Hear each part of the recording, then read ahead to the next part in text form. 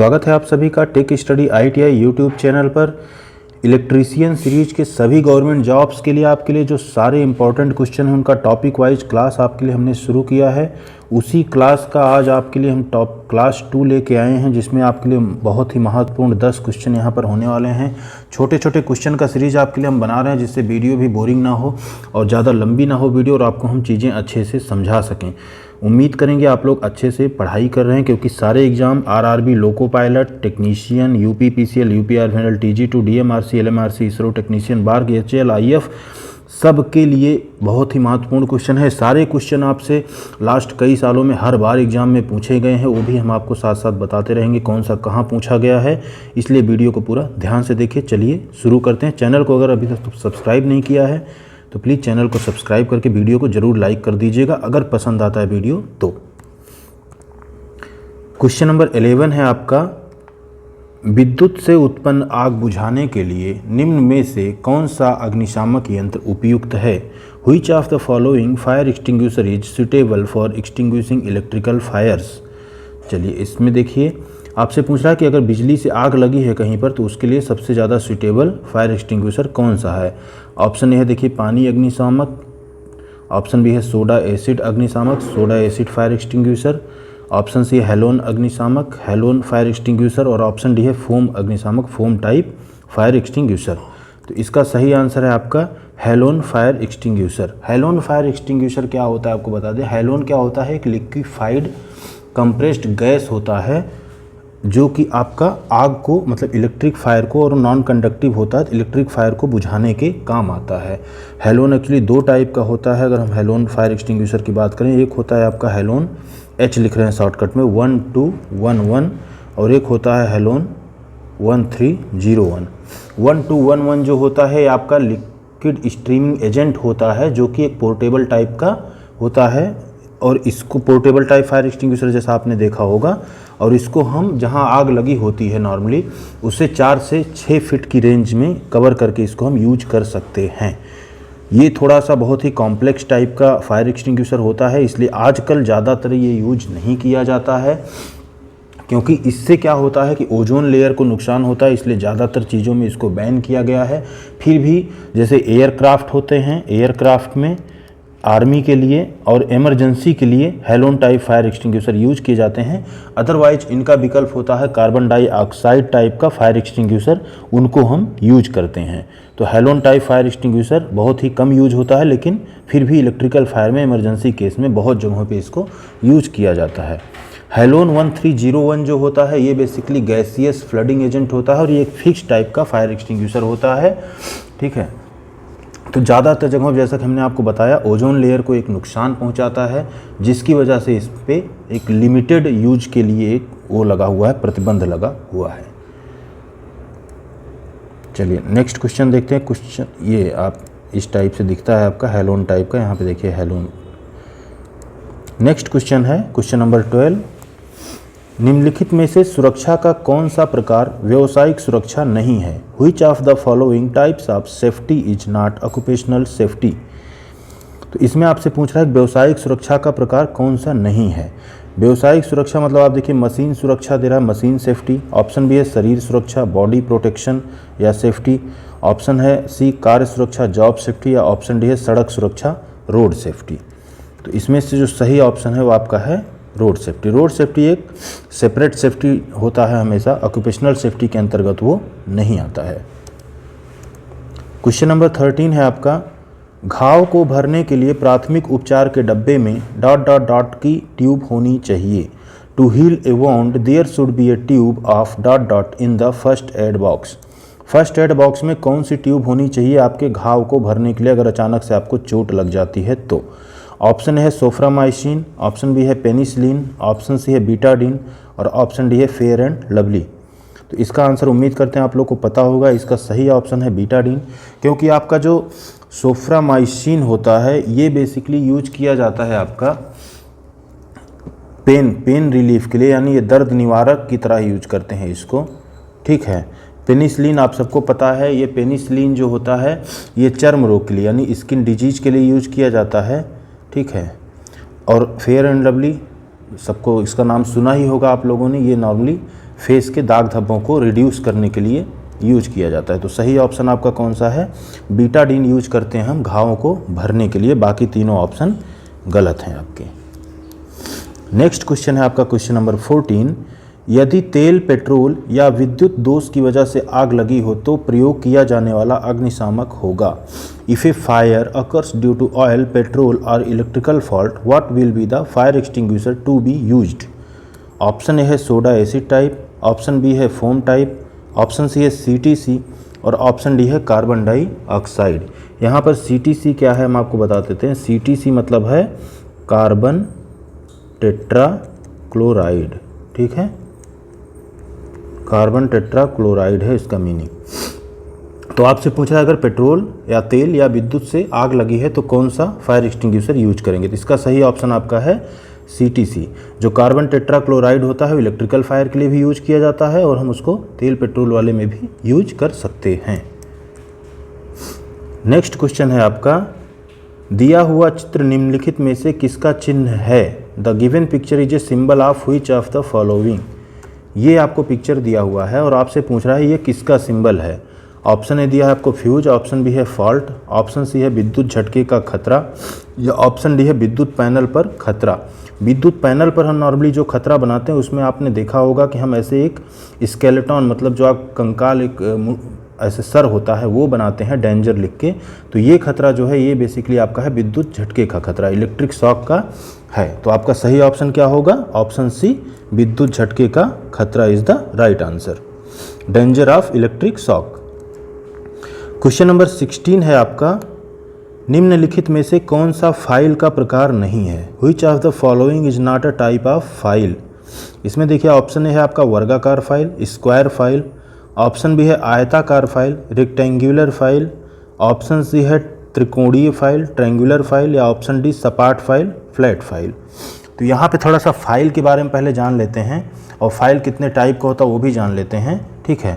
सबसे पहले इसका अगर देखेंगे आंसर कौन सा नहीं, तो आप सबको पता है कि रेक्टेंगुलर फाइल जो होती है ये कहीं भी एग्जिस्ट नहीं करती, ये तीनों फाइल एग्जिस्ट करती हैं। तो फाइल का प्रकार कौन सा नहीं है? ऑप्शन बी आयताकार फाइल, ठीक है।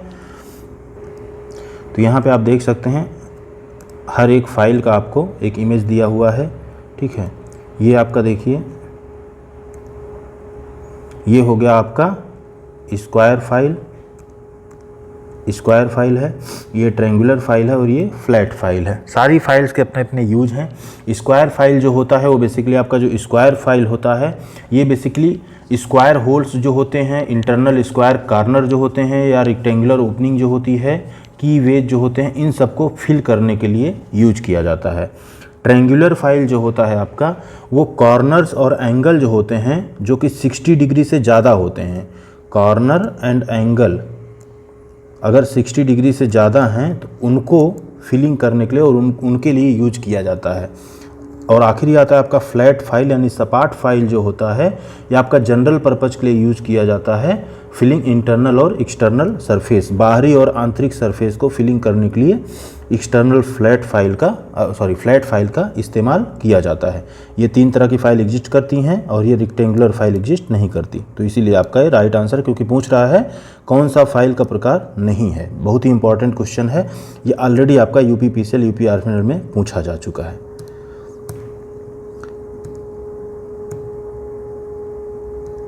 नेक्स्ट क्वेश्चन है आपका, CO2 अग्निशामक निम्नलिखित में से किस प्रकार की आग को बुझाने के काम आता है? CO2 fire extinguisher is used to extinguish which type of the following fires? देखिए अभी आपने पीछे पढ़ा था हेलोन वाले, मैंने आपको समझाया भी था कि हेलोन के एग्जाम्पल के तौर पे, हेलोन के ऑप्शन के तौर पे, विकल्प के तौर पे आजकल CO2 का भी यूज किया जाता है, क्योंकि हेलोन टाइप फायर एक्सटिंग्विशर बहुत ही इमरजेंसी केसेज में यूज होता है। तो CO2 भी किसके लिए यूज होगा?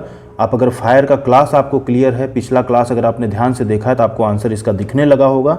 चलिए देखते हैं। ऑप्शन ए है class A and class B, option B है class C and class D, option C है क्लास A और क्लास C, या ऑप्शन डी है class B and class C। Class C fire आपका जो होता है वो क्या होता है? इलेक्ट्रिक फायर होता है। और क्लास B फायर क्या होता है वो आप लोग हमको कमेंट बॉक्स में बताइएगा। चलिए इसका सही आंसर देखते हैं। इसका सही आंसर है आपका option D, class B। Class B fire क्या होता है। जैसे क्लास सी हमने बताया इलेक्ट्रिकल फायर है, क्लास बी फायर क्या है, हम उम्मीद करेंगे अगर आप वीडियो पूरा देख रहे हैं तो कमेंट बॉक्स में ज़रूर बताएंगे।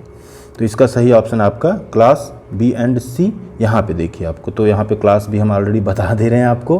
क्लास बी फायर जो होता है देखिए वो आपका होता है flammable liquids, grease, oil, paint, solvents. Class C fire होता है इलेक्ट्रिकल।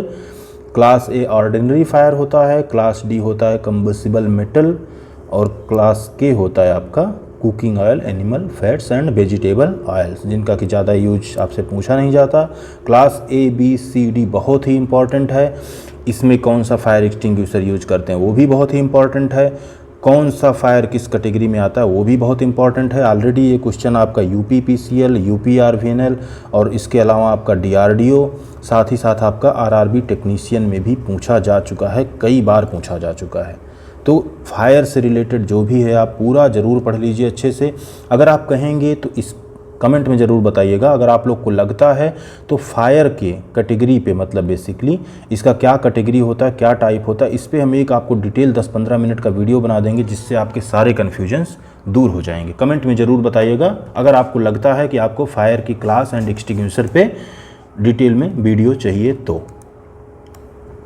नेक्स्ट क्वेश्चन है आपका, वाटर ब्रेक परीक्षण को उपयोग किया जाता है।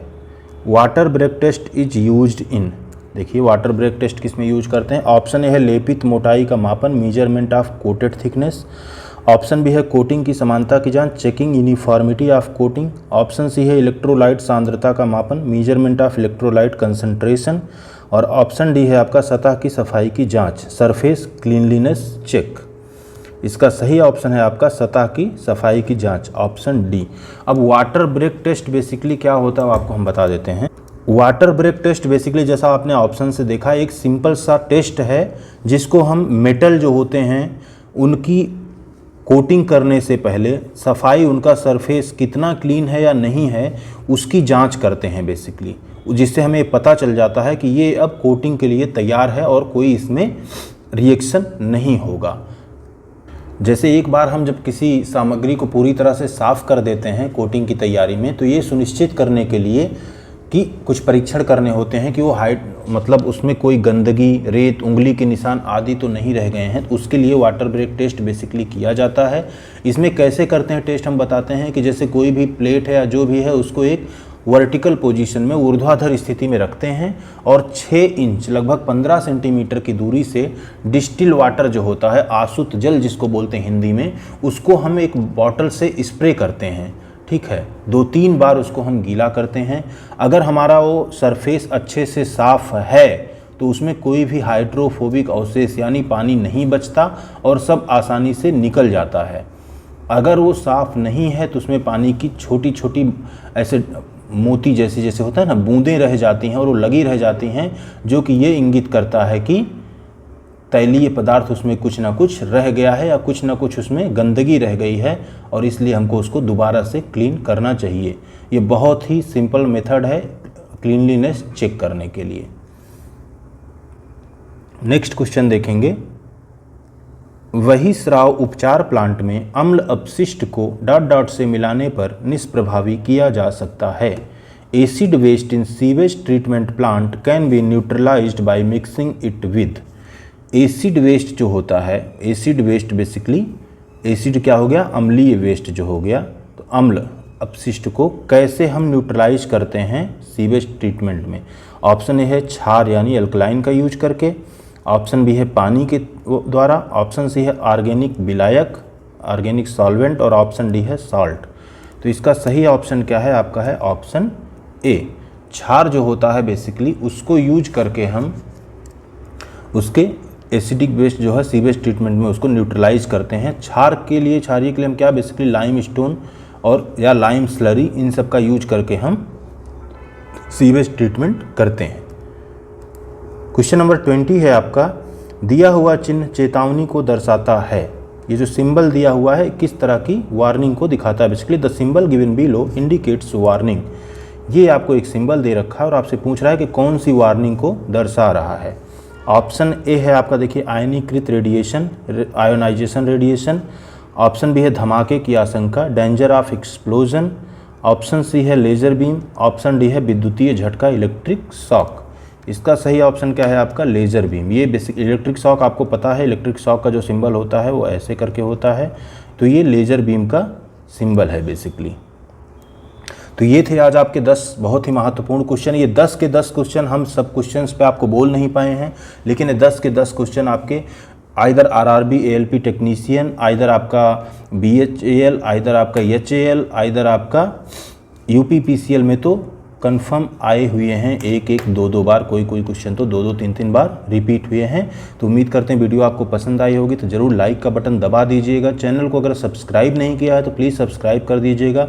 आपके सब्सक्रिप्शन और लाइक को देख के ही हम आगे वीडियो बनाने के लिए मोटिवेट होते हैं और अच्छे अच्छे आपके लिए कंटेंट लाने के लिए तैयार रहते हैं।